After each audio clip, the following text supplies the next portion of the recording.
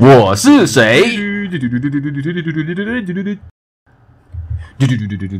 洛丁魚。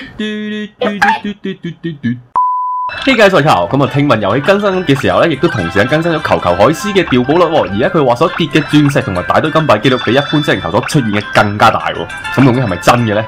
又大咗幾多咧？為咗證明呢一點，我就直接為大家測試100次，我即刻開波啦！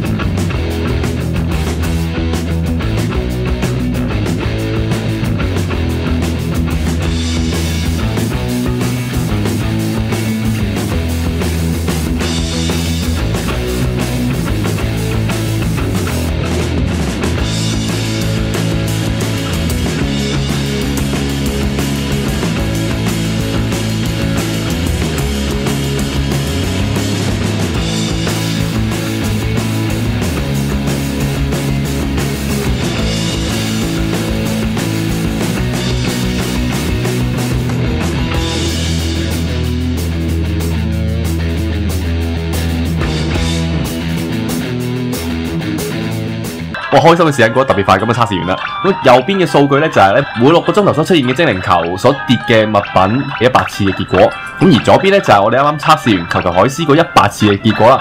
咁結果入邊咧，我哋可以睇到咧跌呢個大堆金幣同埋呢個特訓蘇打水嘅機率咧係大咗好多好多喎。咁而跌鑽石嘅機率亦都好明顯咁增加咗。咁所以實驗證明呢個傳聞係真㗎。咁而球球海獅雖然賣500鑽石，但係唔需要花糖升級就有呢種程度嘅實用性咧。真係，如果大家迷木木 Q 唔知道買乜嘅話咧，買球球海獅係實冇死嘅。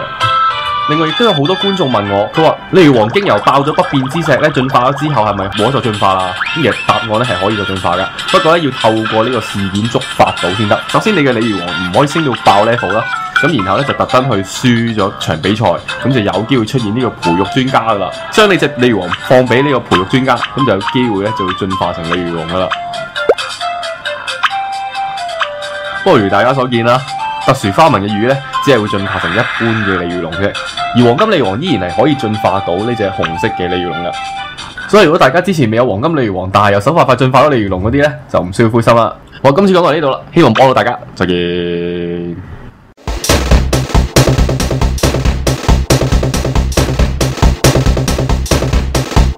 哇！事件 CP 加咁多啊，真係好希望中到事件啊！中事件嘅話，我諗到咧，改個名叫做我自己。今年特訓的時候，我自己好想偷懶了，要罵我自己嗎？你決定要罵我自己？我自己得返，我自己扭計唔知跑咗去邊，超好笑啊呢個！